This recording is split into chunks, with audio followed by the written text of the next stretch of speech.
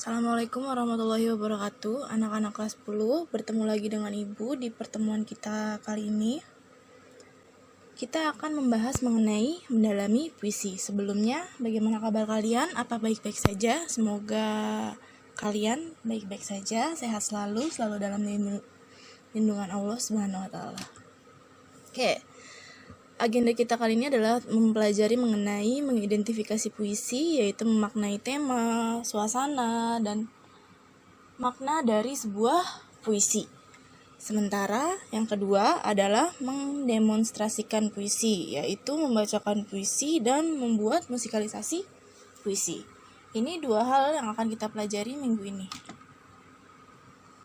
Di sini Ibu punya puisi karya Sapardi Djoko Damono berjudul Pada Suatu Hari Nanti.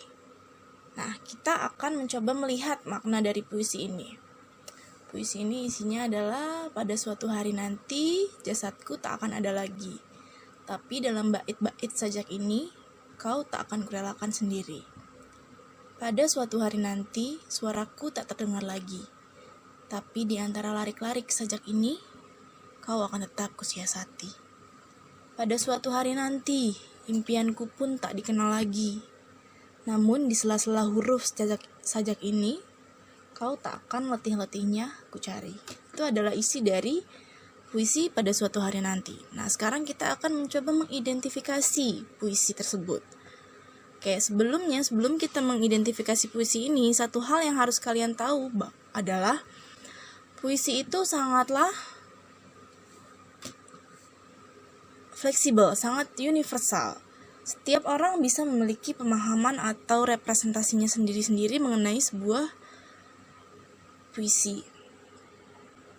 Setiap orang bisa memiliki interpretasi yang berbeda-beda mengenai satu puisi yang sama. Jadi kita tidak akan bicara mengenai benar atau salah dalam mengidentifikasi puisi, tapi kita akan mencoba memaknai sedekat mungkin sebuah puisi. Memaknai melalui larik-larik atau bait-bait puisi tersebut. Apa sih makna dari puisi tersebut? Sedekat mungkin ya. Yang pertama, makna dari puisi ini, apa yang Ibu tulis di sini adalah pemahaman Ibu sendiri ya, Nak. Jadi setiap orang nantinya boleh memiliki pemaknaan yang berbeda-beda. Menurut Ibu, puisi pada suatu hari nanti memiliki makna yang sangat luas dan dalam.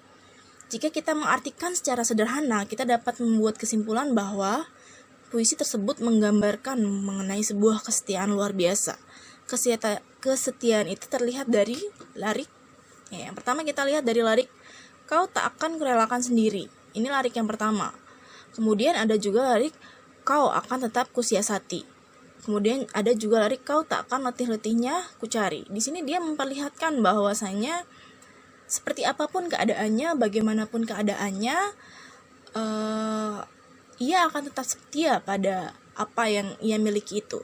Kenapa Ibu mengatakan iya? Karena di sini Ibu tidak mau mengkotakkan. Makna dari sini adalah hanya kepada orang.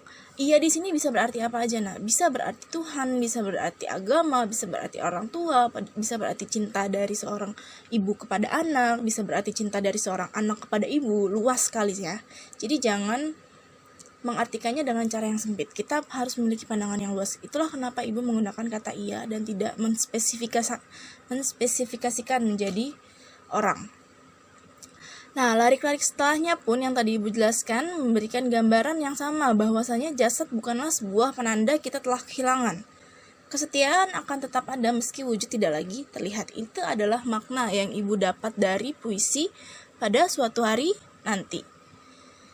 Yang kedua, suasana. Suasananya kita bisa melihat dan merasakan dari puisi tersebut, kita merasakan sebuah suasana romantis yang menenangkan.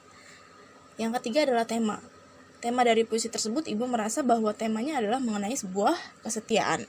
Oke, itu adalah bagaimana kamu mengidentifikasikan sebuah puisi. Jadi, baca baik-baik lirik atau larik dari sebuah puisi, pahami baik-baik apa maknanya, dan coba menjelaskan dengan cara kamu sendiri dan dengan bahasa kamu sendiri.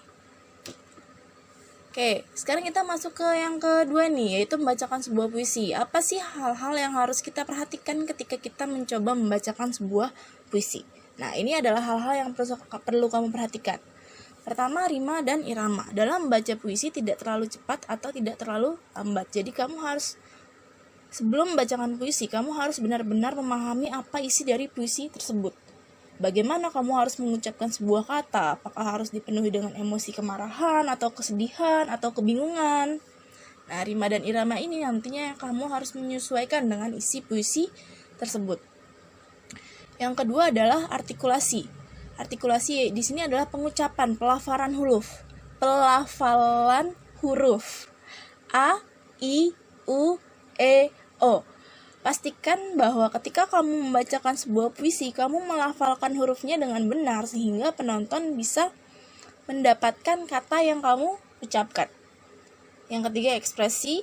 Ingat bahwa dalam membacakan sebuah puisi, kamu menyampaikan sebuah perasaan, maka sudah pasti kamu harus mengutarakan perasaan tersebut dari ekspresi wajah kamu.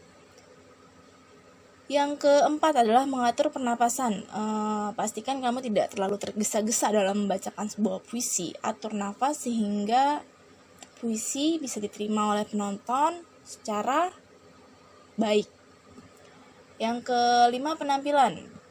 Kita harus menjaga kepribadian kita saat di atas panggung ya. Usahakan kamu bersikap wajar, bersikap tidak gugup, tidak gelisah, dan harus berwibawa. Yang keenam, vokal. Apa yang kita ucapkan harus terdengar oleh penonton. Kadang kan kita membacakan puisi itu tidak menggunakan mic. Nah, ketika tidak menggunakan mic tersebut pun kita harus memastikan apa yang kita ucapkan terdengar oleh penonton, bahkan penonton yang paling jauh.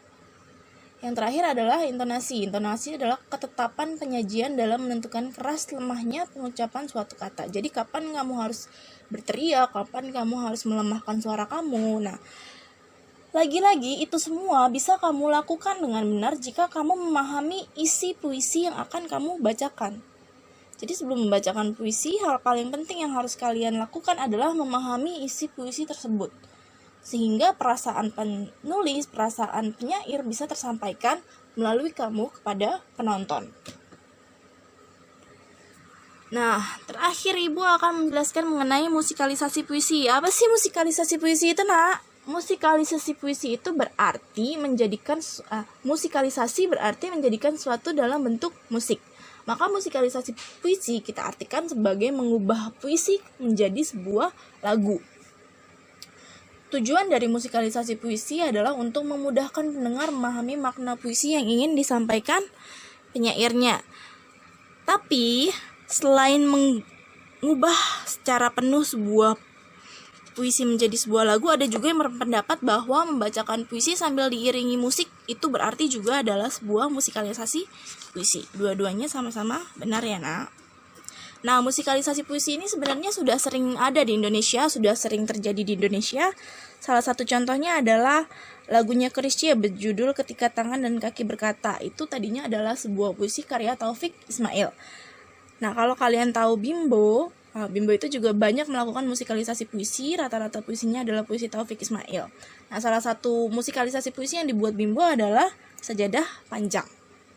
Nah, oke, itu dia penyampaian Ibu untuk hari ini. Setelah ini Ibu akan memberikan dua video, yaitu video contoh pembacaan puisi dan video contoh musikalisasi puisi. Tolong diperhatikan baik-baik videonya dan dilihat baik-baik videonya. Untuk tugas, silakan lihat di Google Classroom.